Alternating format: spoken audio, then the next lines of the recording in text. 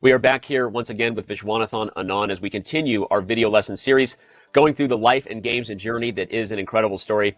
We jump ahead to 2007 here, Vishy, in the World Championship tournament. This time I'm not going to try to keep the ending secret. You would go on to win this tournament and now win another World Championship title to add to the knockout belt you already had. And we talked about in our previous video.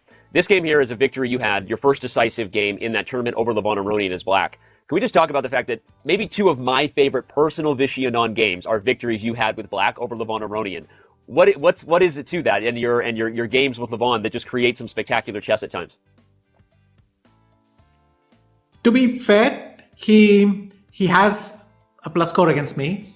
At this point, he had beaten me earlier in the year in Mexico as well. Okay. But in Morelia, in the tournament there, and this was the World Championship in Mexico City. I went on to win one of my best games with him, as you noted. It did involve some very good preparation we made after we had landed in Mexico City. So while we were waiting for the event to start, I had a quick idea, bounced it off my second Peter. He confirmed it and we refined it a little bit. But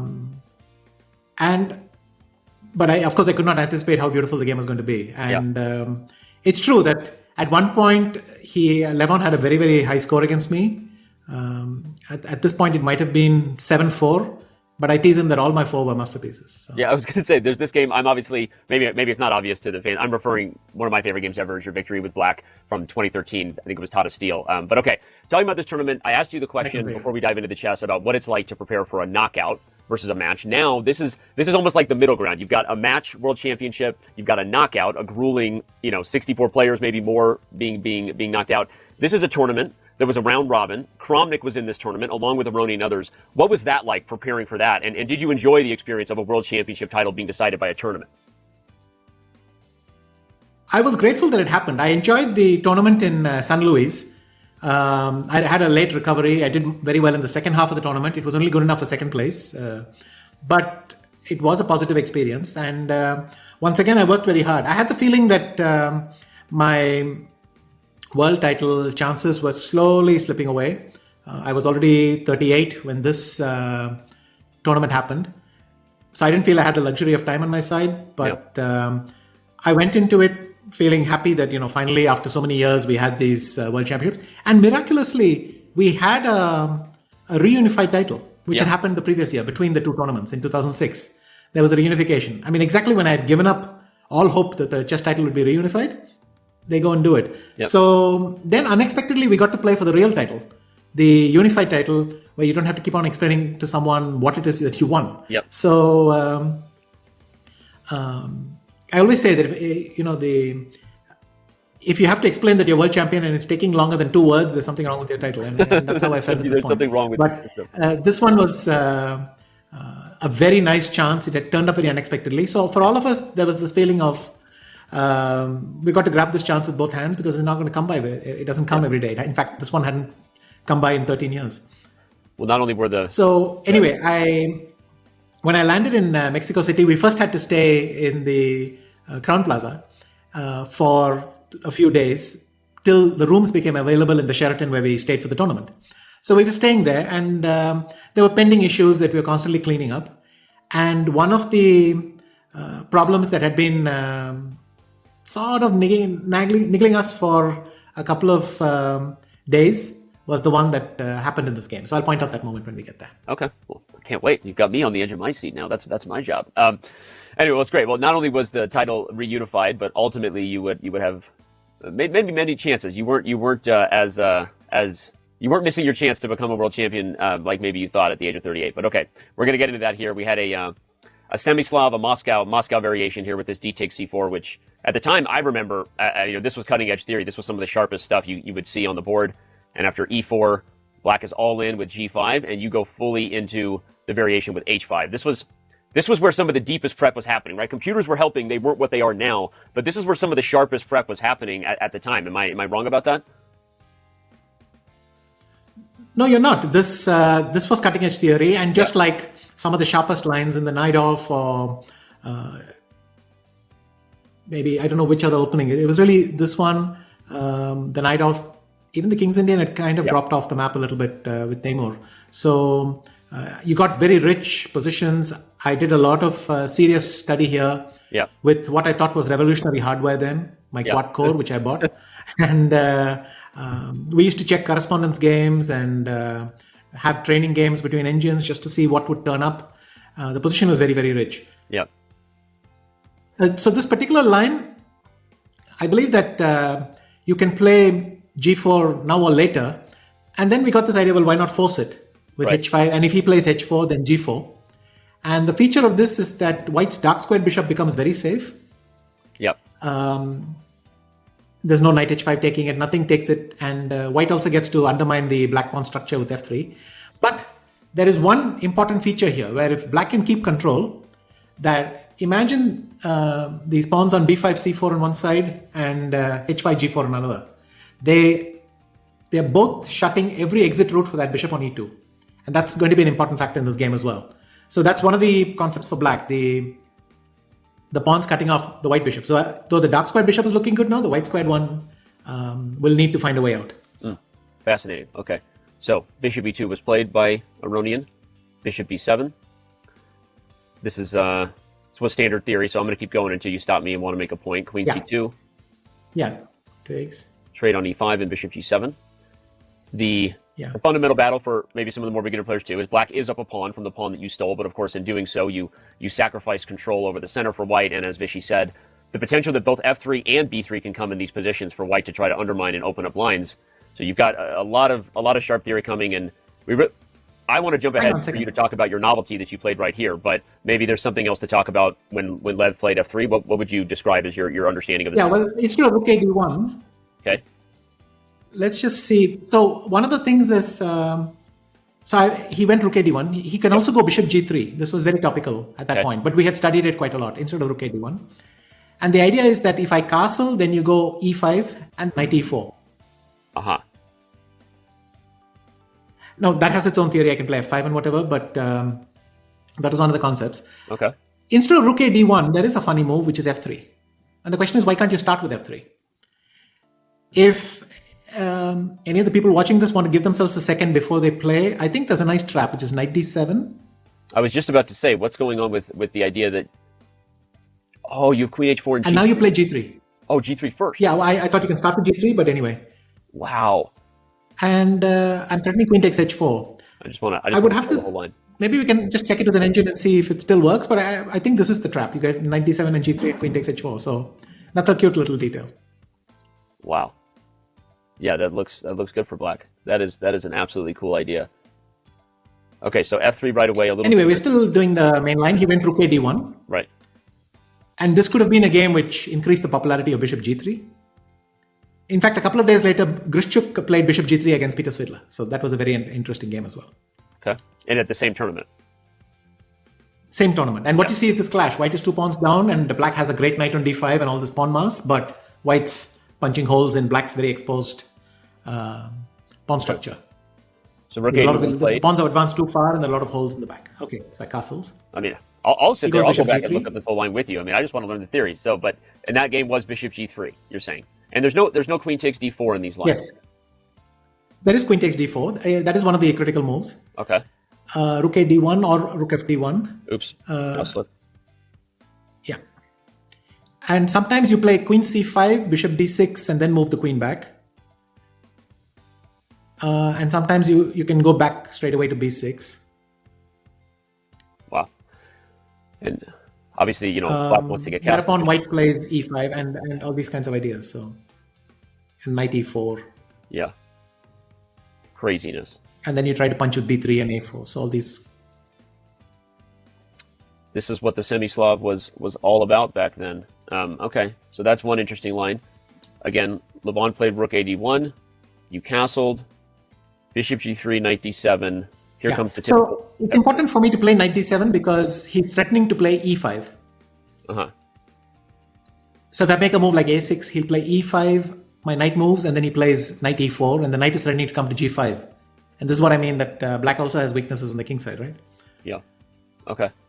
So how does knight d7? So I play knight d7, and the idea is if he now plays e5, I break with c5, and I'm just in time to stop knight e4. Okay. Yeah. E5. Okay, this makes sense. Right. But now he breaks with f3.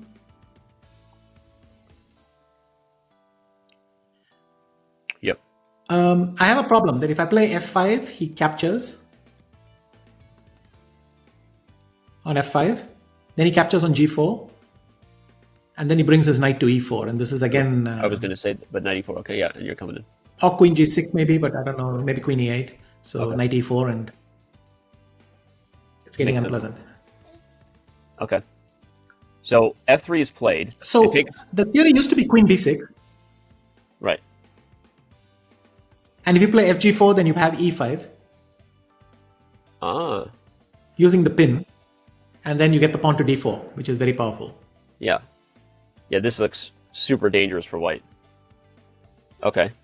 But then white used to play king h2 or king h1 here. And once again, it's difficult for black to control white's initiative. The position is very sharp, but we spent a lot of time analyzing it. We felt it was quite dangerous. And the very fact that Levon was eagerly charging in confirmed what we had thought before the game, that this is a promising area for white.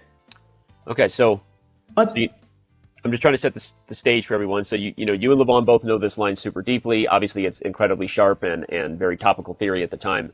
But you played a novelty here, and this is where things just really start to blow up. And you guys, as I said, have been known to have some incredibly interesting fights, especially whenever you're playing black. So you played c5. What was going on at home? What did your team come up with? What's the idea? Okay, so we had these problems, as I said, in the other hotel before this event. Right. And at some point, Peter Heine came to me and said, by the way, you have this move which you have c5, d takes c5, queen e7. You just stopped there.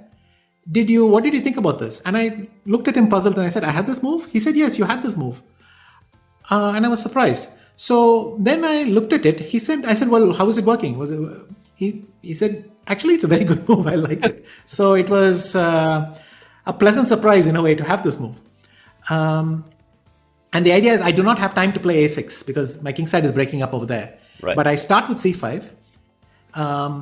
He doesn't have obvious improvements. If he goes knight takes b5, I'm going to play a6 and is it a6 and cd4? Oh no, maybe cd4 is cd4. Sorry, I play cd4, knight takes d4, queen b6, bishop f2, because the only way to break the pin, and now I punch with g3.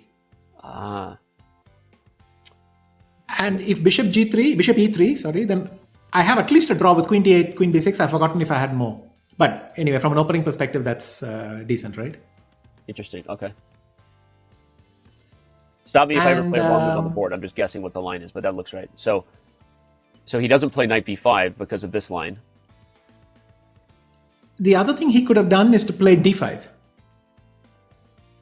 But here it was important that I get to play bishop e5. So in a way, and this movement is very important because it is something I will use in a different position later in the game, but you can see where the germ of the idea came to me. Yeah. And the idea, just to show everybody, is that this is an important moment. Just trying to show viewers, the bishop is super critical to holding everything together. In lines like this, there is no discovery because black is just winning on the spot with variations like this, and it's just over. And obviously, you can't play king h2 because the queen takes h4, it's pinned. And if you play f4, I have to put that in. Yeah. And if you play f4, then my g4 pawn is suddenly invulnerable and I can play bishop captures c3 and I'm probably winning. Very nice. So you're just taking... So bishop takes c3 would be a blunder with the pawn on f3, but with the pawn on f4, it's almost winning. So that's the kind of difference here.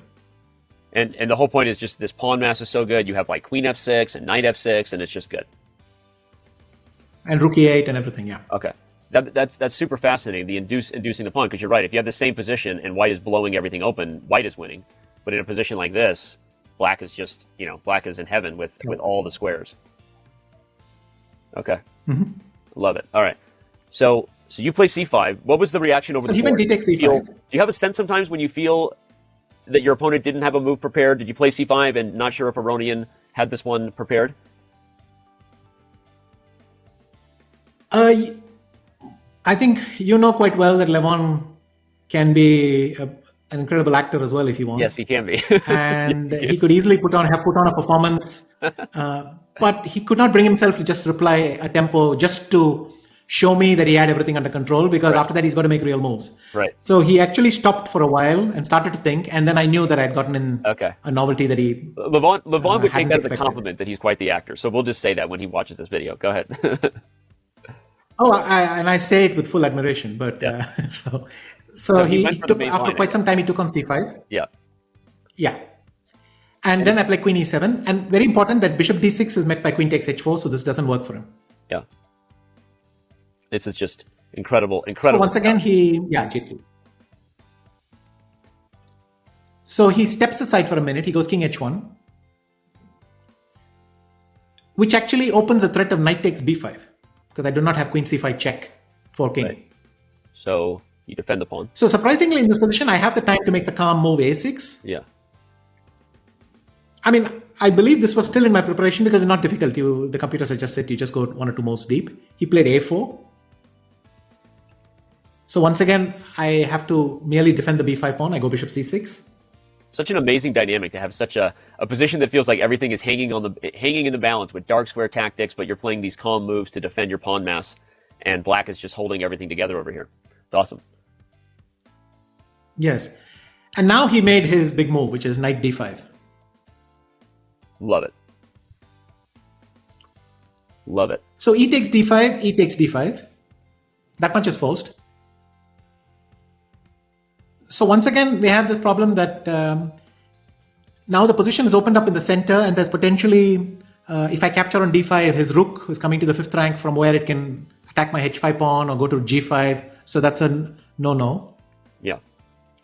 And it's not clear that black's doing well, but here the original idea suddenly came back to me. The idea I mentioned to you a few moves earlier. Yeah, sorry. It suddenly hit me. I could play bishop e5. Yeah. So when he played knight e5, you said it was his big moment, and just confirming for the viewers following this along, you weren't in preparation anymore, right? He plays knight d5. You know you're in for a dogfight. This is going to be fun. Neither of you is working with anything at home at this point. No, I might have simply noted the computer evaluation that it was happy with black, and I left it at that, because there were 1,000 things to check. And this, in fact, quite often, this is the big difference. That's one detail, you just glance at it, and it turns out to be a big help knowing what your starting point is. Yeah. You enter a line with the confidence that I'm okay. All I need to do is to find the right move. Right. That's a big help. So that's where I was here. It's amazing when you say that. We're actually developing a variant on chess.com we've joked about called like help chess, and it's just like if you could play a game where in real time you knew the evaluation, not if it's forced mate, but you just knew the evaluation, what level of chess would you be able to play if you knew whether you were better or worse, right? And I think it's such an interesting anecdote to hear that at the highest levels, sometimes you don't even need to know a move from the computer, you just need to know whether you're better, and the level of play can drastically increase from that, right? Well, imagine you're in a position which feels completely lost to you. Just to give an example, your opponent has sacked some material, is pounding away at you, you're distraught. But imagine you look at the computer and it says it's completely equal. Right. And then you would think, well, there is something to find. I know it, so I can now look for it. Right. Yep. It's huge because it changes all the uncertainty of, sometimes people see perfectly all the variations. They don't trust themselves, and they just think, I don't know where this is going to end, and this feels unrealistic. Maybe I'm wasting my time. Right. All the uncertainty disappears. So that's a huge part of the human struggle in chess. So I would say I'm very curious how this version of yours comes along, because it, I think, strikes at one of the essential parts of it. So we'll see. I love it. Yeah, and bishop e5 also interesting. It's a concept you knew was going to be a pattern in this position, not earlier, but now you play it, and suddenly we see the tenderness of White's position here. I mean, I still had to really think about it for some time before I could do this, because I'm essentially saying, just to provoke f4, yes, you can have my bishop. You can't be that flippant at the board. So I did spend some time checking this, but in the end, my judgment told me, hey, I am fine. So let's go ahead with this. He went f4, he had to. You would do f4. And I just go bishop g7. So I wasted 2 moves with my bishop when my other bishop is under attack. I mean, I would say in some ways, this move is at least as impressive as anything I did in 2013. Yeah, I love that. Yeah, you would against Levon, so the game we were mentioning.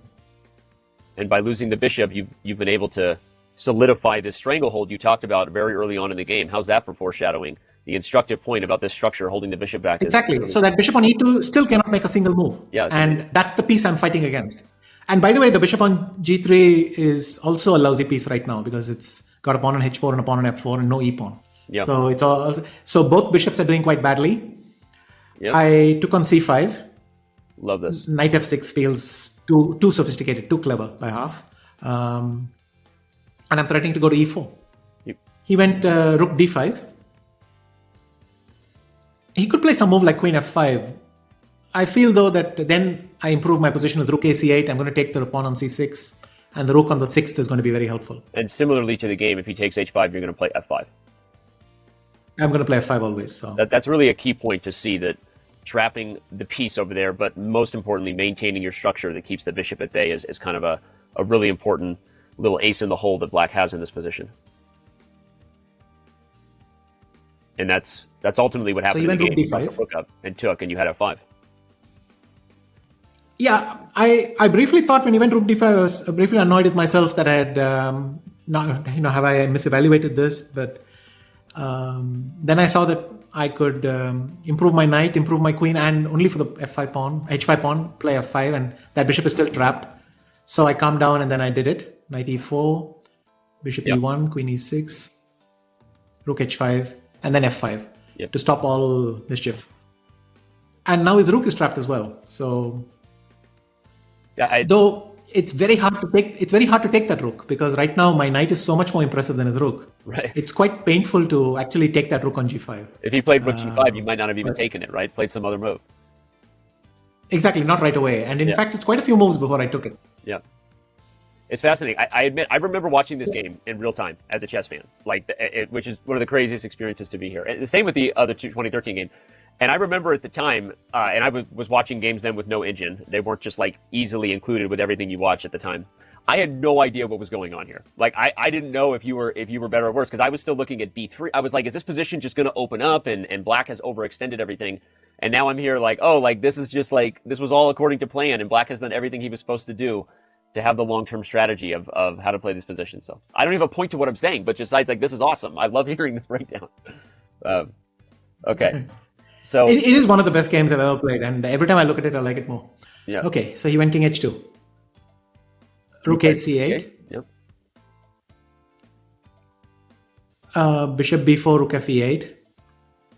Rook a8 is important because the queen belongs on e6 to stop him ever playing b3. That's just one little explanation for that. Yeah, okay. So there you go. There's just another... Because even if I play c3, that bishop improves itself to d3. So I really want to keep that clamp there. So. Yeah. Which again, more lessons for me having watched this game live. This is fascinating to see your thought here. So rook ac8, you put the rook on e8. It's only a matter of time. You're going to regain this pawn. Okay, now you play... So you went rook e1, and now it's time to collect. So rook g5. Take. And rook takes c6. So now I'm threatening to double on the e file. Did you have to play queen e7 instead of taking c6 right away? What was the threat on rook e1? I guess, is there some sort of... I'm just... So if rook takes c6, you mean? Yeah. I'm just asking, having... remember, I mean, even if you allowed this and then rook b5, maybe you don't even want to do that. I don't know. To be honest, it does seem possible. Wait a minute. If I go bishop takes g4, fg4, rook e5. Rook e5, sorry, rook e5. Oh, rook g5. No, sorry, rook e5. Oh, rook e5. Okay, sorry, I'm slightly mishearing. My fault.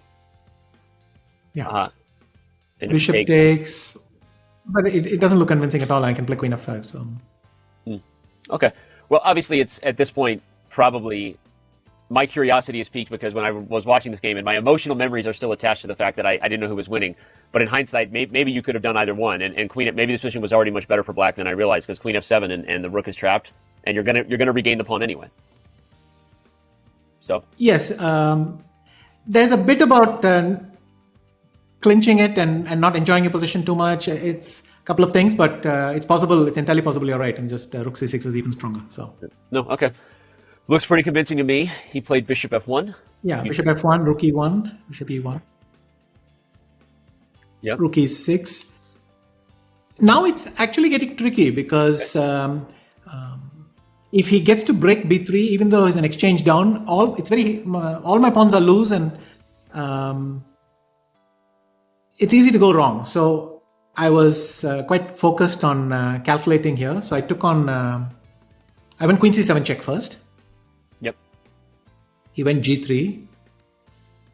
And then rook e3. I went rook e3. Yeah, and this is going to nail it because he has to go queen g2. I took on c3. Yep. And f4. And luckily, it's almost impossible for him to organize a perpetual. So yeah, you kept pressure the entire time. But everything is just going to break down. There's no real check queen to a8 check. I went fg3 check, and if he goes king g1, then I can play queen f7. It doesn't matter, king g2 or king f1. I go queen f7, queen h6 check, king g8, and there is no more checks for him. So yeah. He had to resign, and I really had this sense of relief that I'd beaten who, for many people, was the pre-tournament favorite. Because people were really expecting Levon to do great things in Mexico as well. So some people felt it was a three-way race, but I thought this was a hugely important win. And obviously, a game like this gives you no end of pleasure. So. Plus, winning as black, right? That early on in the event, it's round 2. You're already winning as black. You've really set the tone. And twist ending, as everyone knows, or I said at the beginning of the video, you would go on to win it. You know, this game reminds me. So one of the talking points about your career, or the compliments that people have paid you, has always been your ability to counterattack and your ability to sort of, Magnus also very well known to persevere and find resources, where other people don't see them. But in particular, your games tend to have this nature where it seems like white has pressure. Here comes rook takes h5 and all that stuff. But actually, you were counterattacking the whole time. What can you say about your style or the way you think and approach some of those complicated moments as far as, what is it, staying calm under pressure, always seeing your resources? Would you talk a little bit about that? I believe this is the kind of, this is my style. This is the kind of position I play best when there's danger for both sides and you have to calculate and be active, and my pieces have a lot of moves. It's much harder for me to play when there are not a lot of possibilities and you have to be alert to every opportunity. Though that's not my forte, this kind of position is my forte. And this kind of game is